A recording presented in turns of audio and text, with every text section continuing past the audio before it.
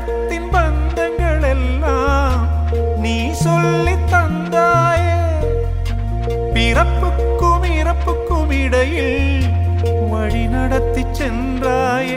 உனக்கே ஓர் தொட்டில் கட்டி நானே தாயாய் மாறிட வேண்டும். ஆராரிராரோ நான் இங்கே பாட,